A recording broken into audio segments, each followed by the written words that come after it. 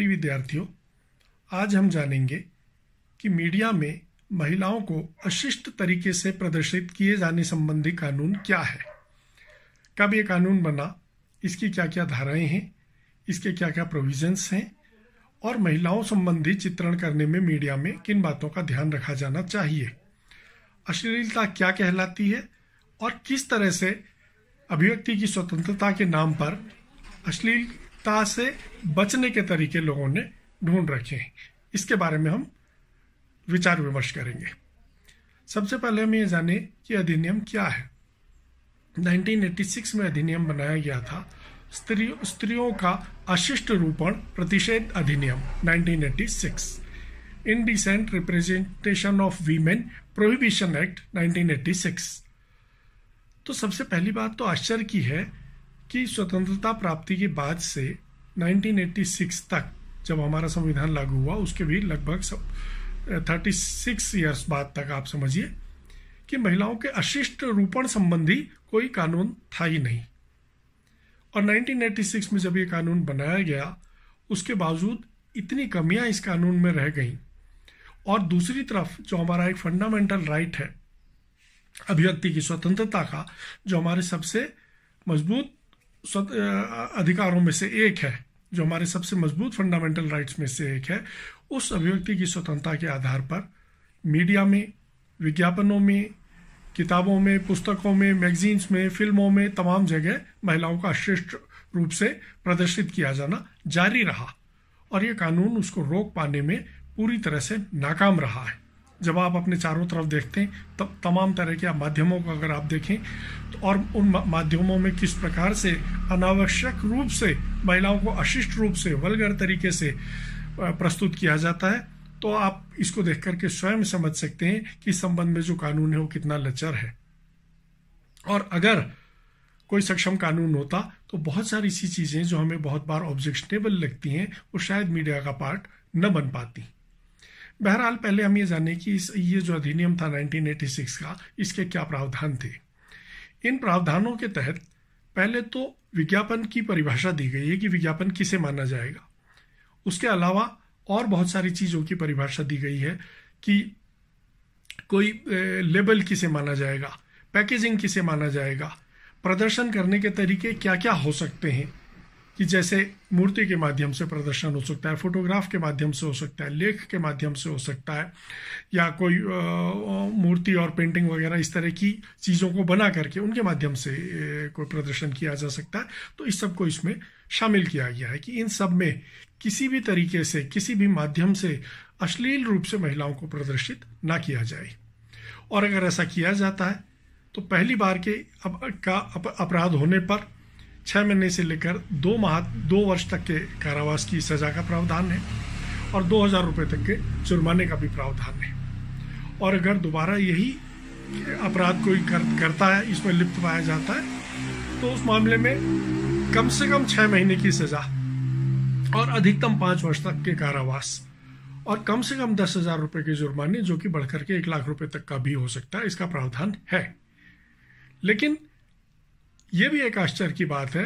कि इस कानून का बहुत कम उपयोग हुआ है। बहुत कम मामले ऐसे हैं जिनमें इस कानून के माध्यम से किसी व्यक्ति ने कोई शिकायत दर्ज कराई हो और संबंधित पक्षों को किसी प्रकार की कोई सजा उसमें हुई हो। बहुत कम गिने चुने उदाहरण हैं उन मामलों में भी जब किसी के व्यक्तिगत व्यावसायिक हित प्रभावित हुए थे, तो कोई कंपनियां या कोई लोग कोर्ट में गए और उन्हें वहां राहत भी अगर कभी मिली है तो बहुत मामूली राहत मिली है, क्योंकि कोर्ट के लिए भी है तय कर पाना अभिव्यक्ति की स्वतंत्रता जो हमारे देश में लागू है उसकी लाइट में इस बात को तय कर पाना बहुत कठिन हो जाता है कि क्या चीज़ अश्लील है और क्या चीज़ अश्लील है। जैसे कि एक बड़ा प्रसिद्ध मुहावरा है, कहा जाता है कि सुंदरता देखने वाले के नजरिए में होती है, beauty lies in the eyes of the beholder. बिल्कुल वही बात अश्लीलता के बारे में भी वही तर्क दिया जाता है कि अश्लीलता जो है वो देखने वाले की नज़र में। एक ही चीज, एक ही वस्तु, कोई उसे एक कलाकृति के रूप में देख सकता है, कोई उसे बहुत बेहतरीन कलाकृति के रूप में मानते हुए उसे पुरस्कार के योग्य मान सकता है और दूसरा व्यक्ति उसको अश्लील मान सकता है। दोनों में से सही कौन होगा ये तय करना कोर्ट का काम है, और कोर्ट के लिए भी ये तय कर पाना बहुत मुश्किल हो जाता है, क्योंकि सौंदर्य और अश्लीलता के बीच में कई बार बड़ी बारीक रेखा होती है। मैं आपको अभी कुछ उदाहरण इस संबंध में आगे चल करके दूंगा, लेकिन उससे पहले हम यह जान लें कि ये जो प्रावधान किए गए थे 1986 में, जिस समय प्रावधान किए गए थे, उस समय बहुत तरह का मीडिया तो अवेलेबल ही नहीं था। एक तो सोशल मीडिया उस समय पर नहीं था, डिजिटल मीडिया उस समय पर लगभग ना के बराबर था,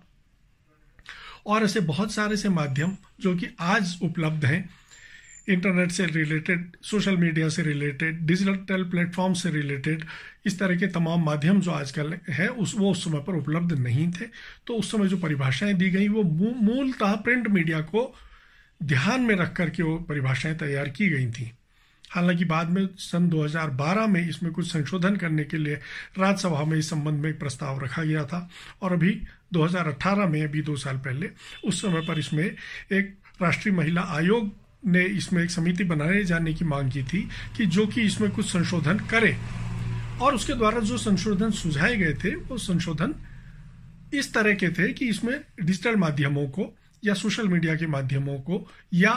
किसी को संदेश भेज करके, चैटिंग के द्वारा अगर संदेश भेज करके कोई अश्लील कार्य किया जाता है या अश्लीलता फैलाई जाती है तो उन चीज़ों को भी इसमें शामिल किया जाए। लेकिन जो मूल प्रश्न है हमारा वो वहीं रह जाता है कि अश्लीलता क्या मानी जाएगी और क्या नहीं मानी जाएगी। जो मूल अधिनियम 1986 का था उसमें भी बहुत सारी सी चीज़ों के लिए छूट दी गई थी। मसलन आर्ट को, कला को और विज्ञान संबंधी किसी जानकारी दिए जाने को, या मूर्ति कलाओं को, या जो प्राचीन हमारे मंदिर बने हुए हैं, प्राचीन मूर्ति कला है हमारी, प्राचीन समय के से बने आ रहे हैं जो इस तरह के भवन हैं या कोई इस तरह के अवशेष हैं, उसके बारे में, और दवाओं संबंधी अगर कोई पैकेजिंग है या उस तरह की चीज़ें कोई हैं, और धार्मिक चीज़ें, अगर धार्मिक दृष्टिकोण से कोई कलाकृति बनाई गई है तो इन तमाम चीज़ों को उस कानून के दायरे से छूट प्राप्त है। अब ये इतना वृहद विषय हो जाता है, इसमें बहुत सारी सी ऐसी चीज़ें शामिल हो जाती हैं कि जिनको कला के नाम पर, अभिव्यक्ति के नाम पर, अभिव्यक्ति की स्वतंत्रता के नाम पर, संस्कृति के नाम पर, विज्ञान के नाम पर, दवाओं के नाम पर, या हमारी परंपराओं के नाम पर बहुत सारी सी चीज़ों को इसमें से छूट मिल जाती है। मैं एक उदाहरण देकर के आपको बताना चाहूँगा कि एक ही चीज़, एक ही कलाकृति किस प्रकार से किसी व्यक्ति के लिए तो पूजनीय हो जाती है और दूसरे व्यक्ति को उसमें अश्लीलता नजर आ सकती है। इसका उदाहरण हमारे खजुराहो में बने हुए मंदिर हैं, जिनमें तमाम तरह की कलाकृतियां बनी हुई हैं। बहुत हजारों वर्ष पूर्व से बनी हुई कलाकृतियां इस तरह की हैं जिनको कि बहुत सारे से लोग, अधिकांश लोग, जिनको एक बहुत ही अभिव्यक्ति का और कलाकृति का एक अनुपम उदाहरण मानते हैं, और एक बहुत बेहतरीन कलाकृति के रूप में उनकी विश्व भर में मान्यता है। विश्व भर से पर्यटक उनको देखने के लिए आते हैं, और वो धार्मिक प्रवृत्ति के लोग तो वहाँ हाथ जोड़ते हुए देखे जाते हैं। वहीं कुछ लोग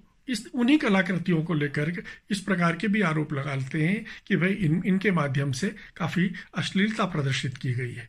लेकिन बात घूम फिर कर के वहीं आती है कि यह देखने वाले का नज़रिया मात्र है कि कोई चीज़ किसी को अश्लील लगती है, कोई चीज़ किसी को,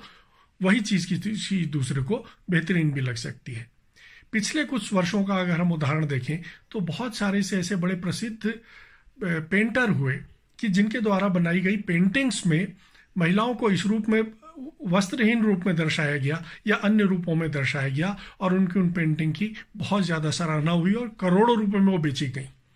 वहीं उन्हीं पेंटिंग्स को लेकर के समाज के दूसरे वर्ग के लोगों ने आपत्तियां भी जताई और उन लोगों की शिकायतें भी की, और उन लोगों को ये के बारे में ये कहा गया कि इन्होंने अपनी पेंटिंग के माध्यम से अश्लीलता फैलाई है। अब अगर इस संबंध में कोई मामला न्यायालय में जाता है तो न्यायालय में संबंधित न्यायाधीश अपने विवेक के आधार पर यह तय करता है कि संबंधित प्रश्न, संबंधित वस्तु जो है वो अश्लीलता की श्रेणी में है या नहीं है। हो सकता है उसको भी ये लगे कि अभिव्यक्ति का एक बेहतरीन नमूना है, अभिव्यक्ति की स्वतंत्रता के तहत, और इस पर कोई रोक नहीं लगाई जा सकती। हो सकता है उसको ये लगे कि अश्लील है। ये केवल एक नजरिए की बात आ जाती है, अंतर बहुत बारीक है। और खास बात यह है कि जिस व्यक्ति द्वारा इसका निर्माण किया गया है, दूसरा जो व्यक्ति है जिसने इसकी शिकायत की है, और निर्णय लेने वाला एक तीसरा ही व्यक्ति है। तीनों के नजरिए अलग अलग हो सकते हैं और सवाल केवल नजरिए भर का रह जाता है, क्योंकि कोई भी इस तरह की आज तक भी इस तरह की डेफिनेशन नहीं है जिससे कि पूरी तरह से श्लीलता और अश्लीलता के बीच में अंतर स्थापित किया जा सके। बहुत सारे से हमारे धार्मिक चित्रण ऐसे हैं, बहुत सारी सी इस तरह की पुरानी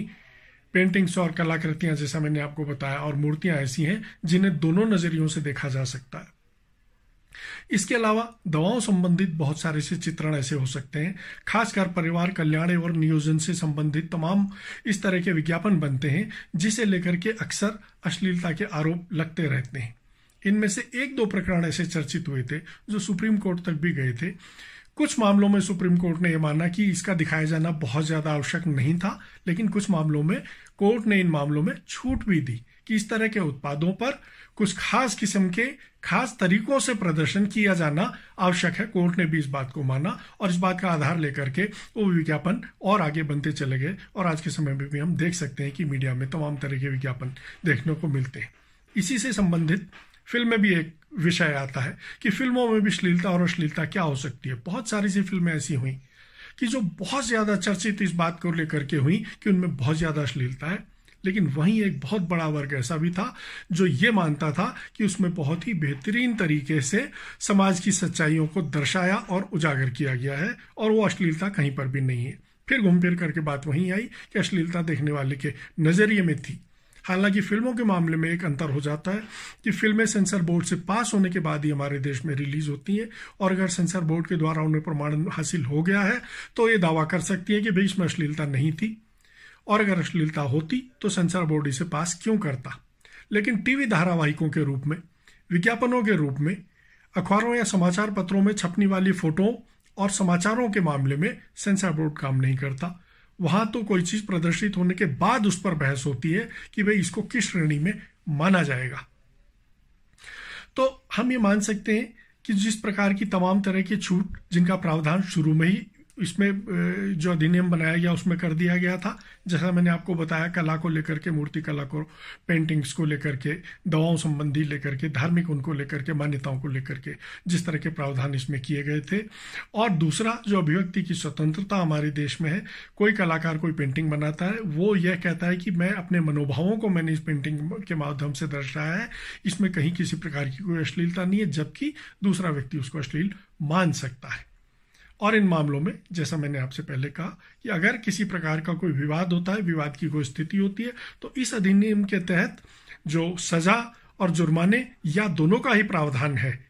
लेकिन दूसरी तरफ क्योंकि इस बात को सुनिश्चित किया जाना अपने आप में बहुत दुष्कर है कि क्या चीज श्लील और क्या अश्लील है, क्योंकि उनके बीच में कोई बहुत स्पष्ट रेखा नहीं है, इसलिए इस प्रकार के मामलों का निर्धारण करना कोर्ट में भी कई बार बहुत ज्यादा कठिन हो जाता है। दूसरी बात यह है कि इंटरनेट के युग में, आज के समय में, जिस प्रकार से दुनिया भर की तमाम साइट्स के प्रति, दुनिया भर की तमाम जानकारियों के प्रति लोगों को एक सहज रूप से उपलब्धता हासिल है, ऐसे समय में अपने ही देश में बनाए जाने वाले उत्पादों के प्रति कोई रोक लगाए जाना बहुत ज्यादा तर्कसंगत नहीं रह जाता, क्योंकि पूरी दुनिया से तमाम तरह की सामग्रियां उपलब्ध हैं। और अश्लीलता को लेकर के हमारे देश और दूसरे देश के लोगों के नजरिए और कानून में अलग अलग तरह की मत भिन्नता हो सकती है, और वो है भी। ऐसे समय में दूसरा, इंटरनेट के माध्यम से जो खुलापन हमारे देश में आया है, पूरे विश्व में आया है,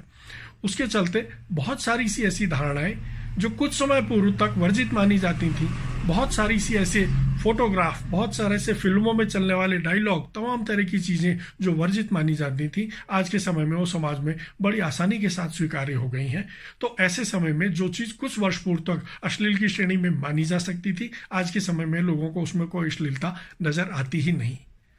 तो ऐसे में हम ये समझ सकते हैं कि इस कानून के होने के बावजूद भी पूरी तरह से अश्लीलता संबंधी विज्ञापनों पर या अन्य मटेरियलों पर प्रतिबंध लगा पाना अपने आप में एक दुष्कर कार्य है। कुछ लोग इसके चलते बेहतरीन किस्म की रचनाएं भी करते हैं, लेकिन कुछ लोग इसका भरपूर दुरुपयोग भी करते हैं। समाज इन्हीं दोनों के बीच में चल रहा है।